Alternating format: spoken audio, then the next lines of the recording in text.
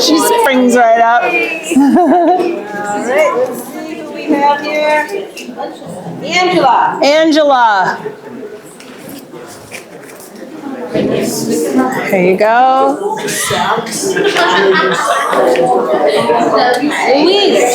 Louise. Hey, thank you. You're welcome. Righty. No, you have one more there, right? One more. Andy. Thank you. Oh, cool. Thank you so much. You're welcome. Okay, next we're giving away some spray bottles, which is good when you start your seeds to keep them moist. All right, I have Melissa. Melissa. Spray bottle. Thank you. You're welcome. We welcome you that couple. This right here? Yeah. He got, yeah, he got one. Yes. Angela, winner of the spray bottle. Angela. Okay. Sorry, I should be getting to know your names now. Come on. These stand up once you put. Yes, they do. Sorry, honey. Come here. Come here. Is he part of the prizes too? No. No. I would die. He would die. You'd want to give him back. He'd be miserable. He's so attached to me. So these right here are those, just the actual trays and the domes. But there's 5 of them in here. It would get you started to plant your whole garden. All right, let's see. Elisa. Yes. Here, Lisa. Okay, and Heather. Heather. Heather. No problem. Thank you very much. And last but not least, see, I haven't shown you guys this stuff yet, but these are seed holding. They actually hold photographs, 4x6 pictures, but I use them for my seeds. Okay, so you can actually, it's got stickers with them. It'll hold packets of seeds. Keep them nice and dry. Keep them all separated and organized. Okay, this is a nice prize. Also Terry. good for fishing hooks. Yes. Terry. Terry? Thank you. You're welcome. Jacob. Jacob. There you go, Jacob. All right. And are we doing? All right, Yeah. so yeah, we're gonna save these guys till the end. We're ready to get started again.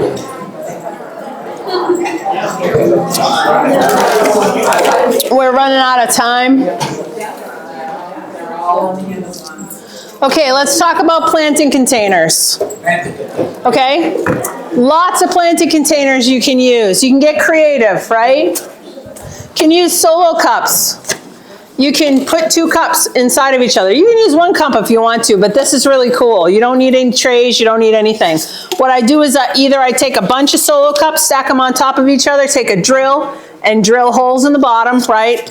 This case, I nipped them off with some cutters. These have all the little sides nipped off. I like the see-through ones inside of the colored ones, because then I can open this up and see if I'm root bound without even touching the plant. Okay, and you get to see all your roots anyways, which is kind of cool to see how much of a nice root base you got going.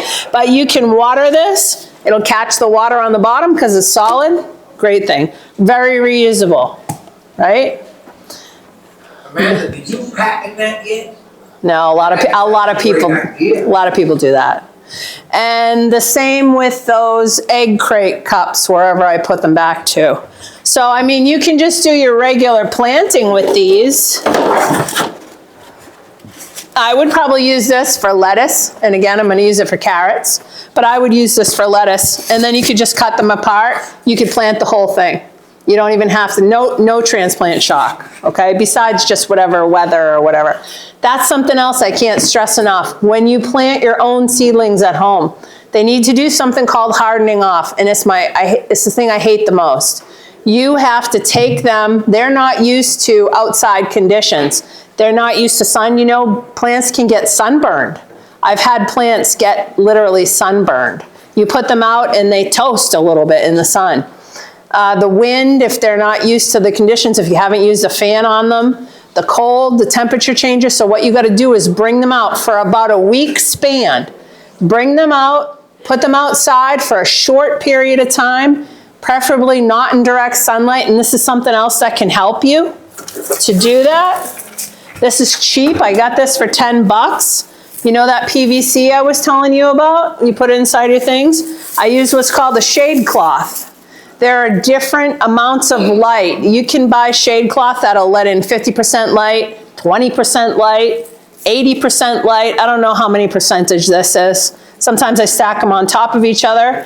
So it's helped me a lot with hardening plants off. If you don't harden a plant off, you're gonna put it in the ground, chances are it's gonna die.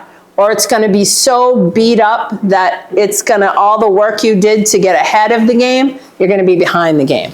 It might even weaken the plant like permanently. So shade cloth, awesome to use with some of that PVC. And it's made it so that I don't have to bring my plants in and out. As long as it's the temperature, if they've gotten kind of, I mean, like I said, I grow mine in the basement. So they're a little bit used to the cooler temperatures anyways. So it's not so bad. I just stick them under my shade cloth and I keep exposing them to a little bit of light every day, or I can just leave them under like an 80% and then I might change it for me. I go from like an 80% to a 60% to a 20% and then I just pull the cover off. And when I used to having to go to work all the time, that's what I would do. So again, I just wanted to say that. So 10 by 20 trays, which were all, you know, you got ones with tons of cells. For really small plants, I used to do onions in these. I would do onions in these. I still do onions in these. And by the time the onion's done growing, it's about 6 to 8 inches tall and I'm ready to put it outside. There's a bunch of roots that come out on the bottom. Like I said, onions are real forgiving. You can rip on their roots. They're pretty darn good. They'll recover pretty well. So I'd use that for like lettuce or onions or something. Then there's these. This is a new container that I bought. It's pretty heavy duty. I got this on Amazon. And if you take these cups out, which I'll use these probably for peppers, because the peppers will be indoors for quite a long time, which I'm pretty far behind on my peppers now in my eyes. Some people don't plant them yet, but I do. But you see, you water it and it's got channels and it flows from one pot to the next. I thought that was kind of cool. I couldn't resist it. Some women buy shoes. I buy planting things. Okay, and then you got these. These are really heavy duty. I like that. These are from a company called Bootstrap Farmer. And this is a shallow tray. I like these too because it's nice. You can see what's going on underneath. You can use this for different things like microgreens. That's a whole other topic. I don't know if you know anything about microgreens, but Bootstrap Farmer, I've left these trays out in the sun all year long through the winter time, bring them in and they're no different. You know those other ones that are thin and cheap? They fall to pieces, they get holes in them. You're watering and pretty soon underneath, your heat mat is all wet and gross and then you get fungus or mold. Same thing, this is Bootstrap Farmer. They also sell other products. I recommend them highly. They're a little bit pricey, but you'll never have to get another one of those to replace, unlike the other type. All right. Let me say something else. If you're growing a variety of things and you've decided to use a container like this, think about what you're growing. Think about how fast it's going to grow and how tall it's going to get. If I'm going to plant lettuce and I want to plant tomatoes too, I don't want to plant tomatoes here and lettuce right behind it because it's going to do just what it does in the garden. Especially when you're first growing, you want plants to get enough light. So those tomato plants are gonna be this high. Your lettuce are never gonna get anything but this big indoors, and they're gonna shadow out each other. When my grow tent is ready to go outside, not the whole tent, but everything that's inside of it, and I have to start hardening plants off, these things are like full. They're full, you know, they're like big and ready to go. So you gotta think about what you're planting next to each other. You don't have to fill every single cell. You can skip a few rows of cells and plant things that, you know, are a little bit shorter. It's not that you can't plant them together. You just think about that, that's all. Because it could become a problem. Toilet paper rolls. You can even use toilet paper rolls, right? Take a toilet paper roll. You want to save some money? Flatten it out. Flatten it out again. Make it into a square. Okay? You're gonna, this one already has a mind of its own, but flatten it out like that. So now you're gonna have 2 creases, right? It's gonna be pretty square. You're gonna cut this guy in half. You're gonna end up with this, okay? Now you wanna do about 3/4 of an inch cut on all those seams. Then you're gonna fold it. You ever fold a cardboard box so that it stays shut on its own, right? You do that overlapping thing. Like that. You know how you do that with a cardboard box? Now you got a little planter. And you can plant this into your garden. It'll deteriorate too. It's essentially cardboard, right? You want to do that, I do lettuce in here, something that's going to stay smaller. You don't want it to make it all the way out to the garden, and this is a nice lettuce thing for something that small. But I thought that was kind of clever. You can see what they did in that picture though. You can also leave them whole, or just cut them, leave them round and stick them in a container. You don't have to do the foldy thing. The nursery bags, which I already told you about, your roots will air prune automatically, which some of you already won. And I highly love and recommend. You get regular plastic pots. You can use yogurt cups. Newspaper pots, another thing you can make for basically free. The only thing I would say is don't use colored paper. If you can help it, the colored inks, stay away from them. This is all I had. I don't get the newspaper, but I made this. It's a little pot, and all you have to do is type in on your Google search, newspaper pots, and it'll show you how to fold it. It takes 2 minutes, and you can make a bunch of these. Again, biodegradable, stick it right into the ground, and the roots will go through it. It'll track worms, all the good stuff. It was very easy. I made that this morning. I've never made one before. I haven't used those before, but I would. Peat pots. Peat pots.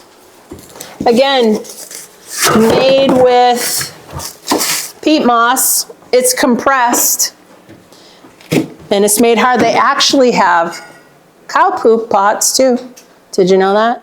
They have pots made out of compressed cow poop, which will feed your plant as well. But these are peat pots.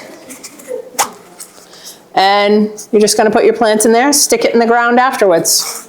These have been being used, I remember my dad using these peat pots, but they come in all kinds of different sizes. You know what, we can give these away too. We can give those away. Again, that transplant shock, cut it way down. Peat pellets, that's what I gave away inside those little boxes. And peat pellets are these. First time I ever grew my own garden from seed, and our whole garden is from seed, the whole entire thing, except for random plants that people give me, or every now and then, like I'll lose a plant, and I might go, and it's usually an herb. I'll go pick up an herb, or I forgot to grow it. Rosemary, so hard to grow from seed. You're better off using a cutting, you know, but it also will come back every year if it hasn't gotten, you know, to a really bad place for it. But you stick these inside water and they just blow up, okay? Again, they say you can plant these. This has more of a plastic coating on the outside. I don't like it. I tear them off. I stopped using pea pellets, but they're still decent. They have a little hole up here. Once they blow up, they get about that big, and they got that little plastic netting around them. I had a case of these when we first got married, and they're fun. This is the last of them, actually. I had a whole giant case.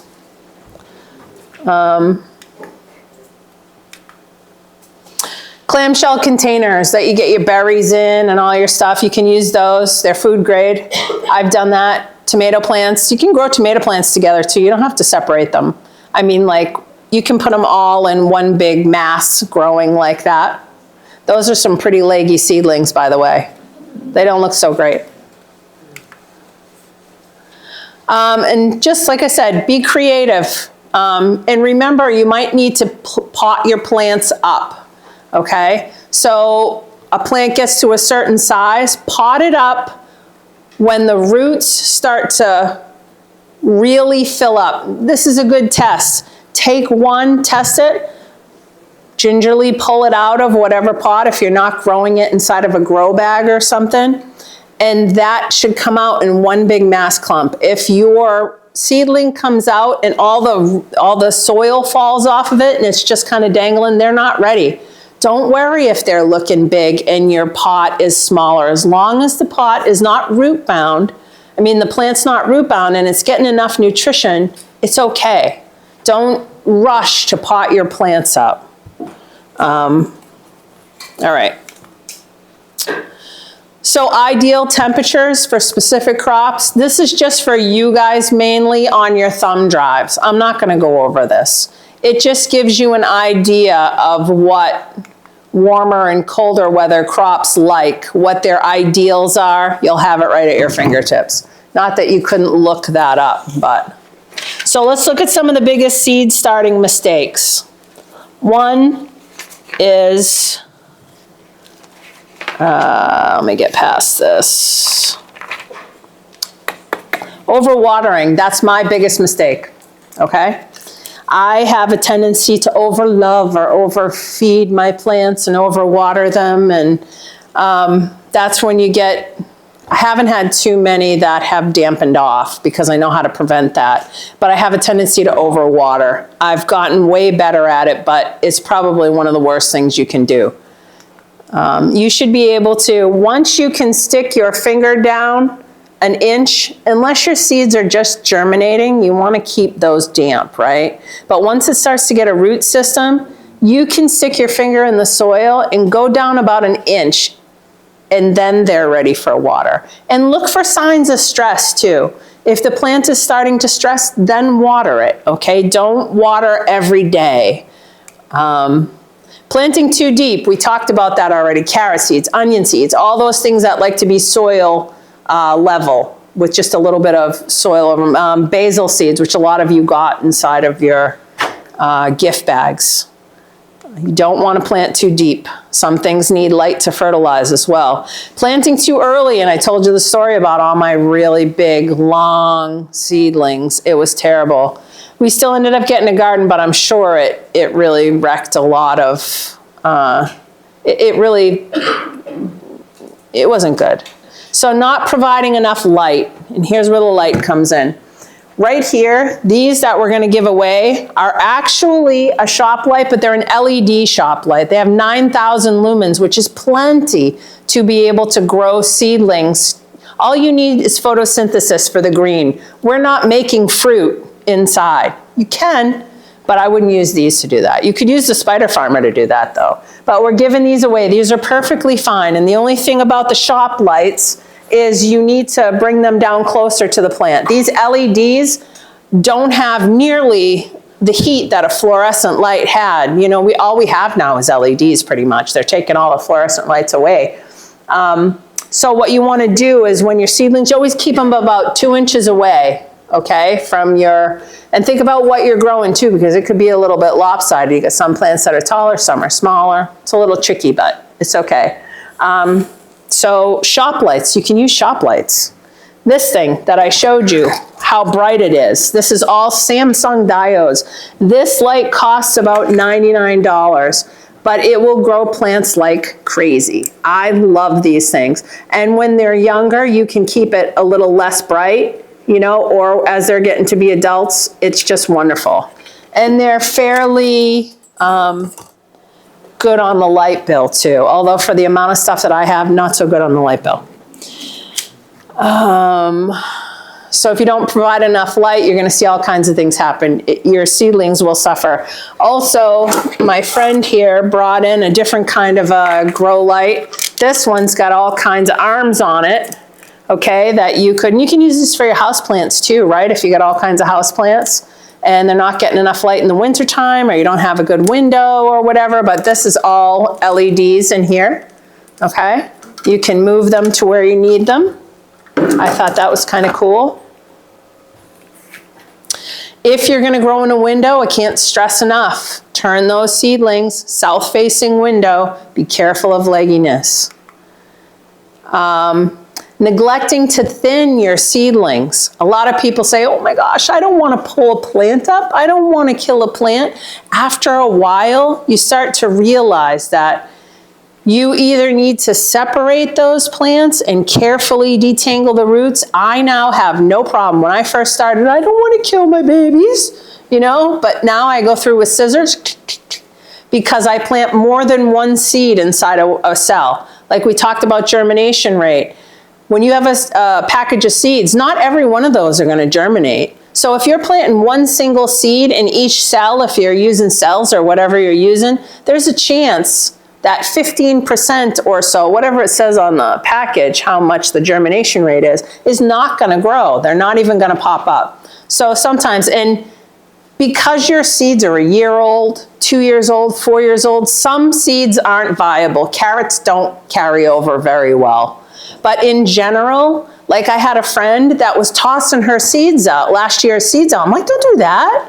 You know, just put a couple of 3 seeds inside. It's just the germination rate goes down, that's all. There's still plenty of viable seeds. When's the best time to like start thinning your seeds? When they start to, well, they start to compete for nutrition. You'll see, when they start to get their first, let's just say, when they start to get their first mature set of leaves, beyond those cotyledons, when you start seeing that. It's different for some plants, but in general, you can use that as a rule of thumb. Do you pull out the seedlings, or you said something about snipping? Well, you can pull them out, but that means you're gonna have to tease away those roots. You're gonna damage the other roots. I like to just snip them, and I eat them a lot of times. I go down and I'll just eat the little baby plants. I mean, it's microgreens, essentially. You can eat just about all the leaves. So that's what I do. I just nip them and eat them, or I nip them and toss them, or throw them in the compost, or whatever. The other thing, go ahead. Ground level, you say? Yeah, I go right to ground level. And then that way nobody's disturbed. And the other thing is those dead roots, or those roots are gonna die, right? They're gonna feed that other plant that you left in there. Also, another thing is you're picking the healthiest seedlings. Sometimes you ever see some things grow at a smaller rate, or they're just a little weaker or a little weird.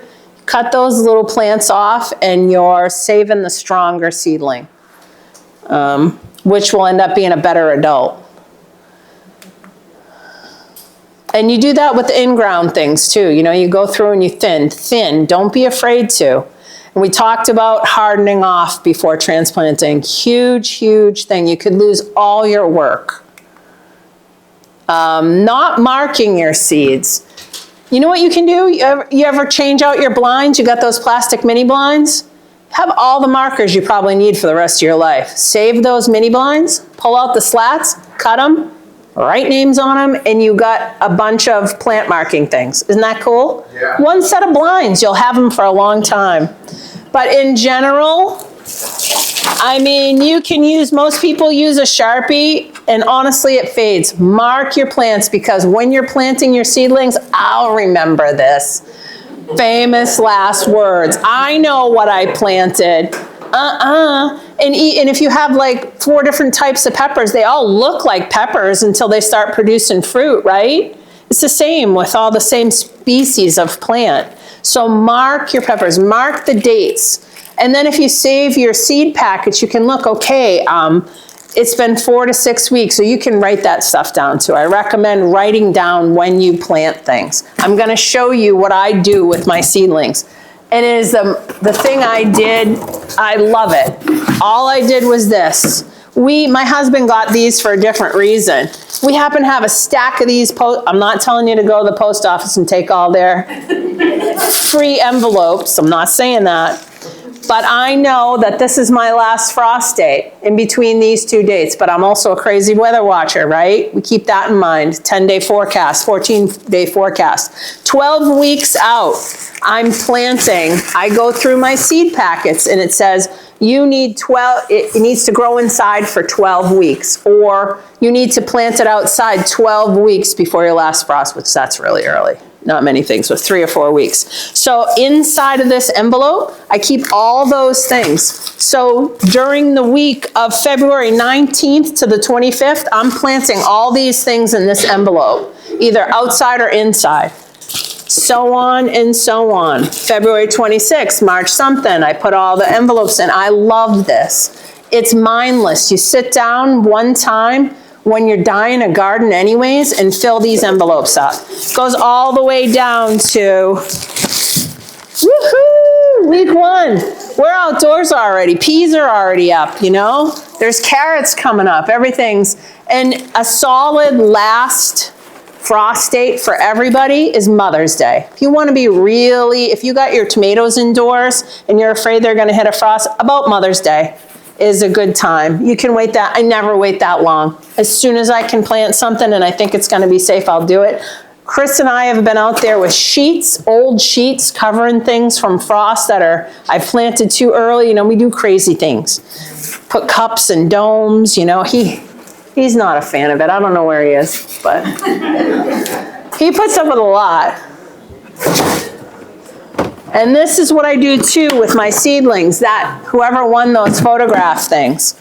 I know all my warm weather seeds are in here. I do it with a pink marker because it's warm, right?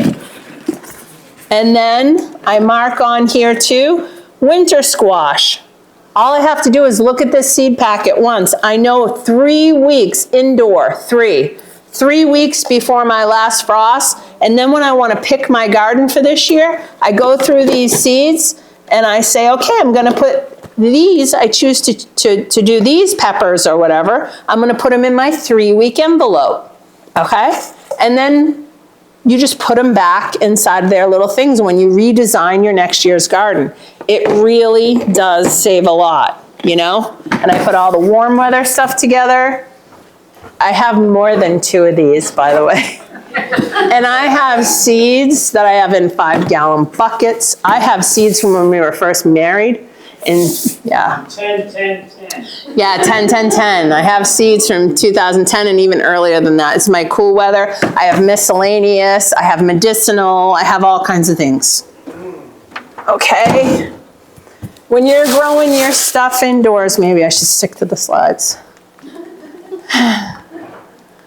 So we talked about dry soil repelling water. Make sure your soil is hydrated. We're not going to spend any more time. Overuse of humidity domes. Don't leave your humidity dome on past the germination point. When your seed starts to poke through the soil, get rid of the humidity dome. Even if you only have a few seeds that are poking out, it's going to cause, you can get mold. Then you start getting fungus gnats. Fungus gnats. They're like little fruit flies.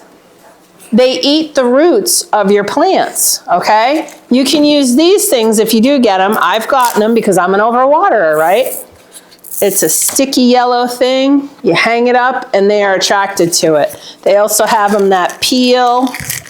I have those too. They have them in shapes. I have those too. They have them in balls. I have those too. Actually, you know what we did this year? We had a bee's nest, and I hung this out near the bee's nest, and all the yellow jackets stuck to it. It was good for that, too. This is great, too, for keeping track of your humidity if you want to go this far. Obviously, you don't have to, but I keep this down inside my grow tent. It tells me the temperature, it tells me how much humidity. It helps me as an overwaterer because it'll tell me how much humidity is in there to kind of back off when I want to overlove my plants with water. Natural fertilizers, trifecta. Luke Marion from M.I. Gardner. We're almost done, by the way. I'm going over my time. I'm sorry.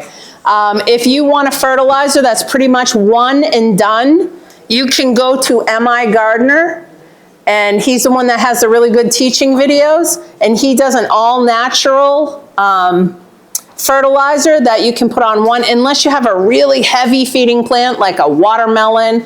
Tomatoes are pretty heavy feeding. You might have to do it twice, but it's got everything you need. It has slow release and it has fast release. It's fantastic. That I can't use that either. Just saying. Compost, obviously. Great source for compost, but it's a little far away, is Martin's. Were you saying something, Chris? Okay. Is Martin's compost, the best compost I've ever used.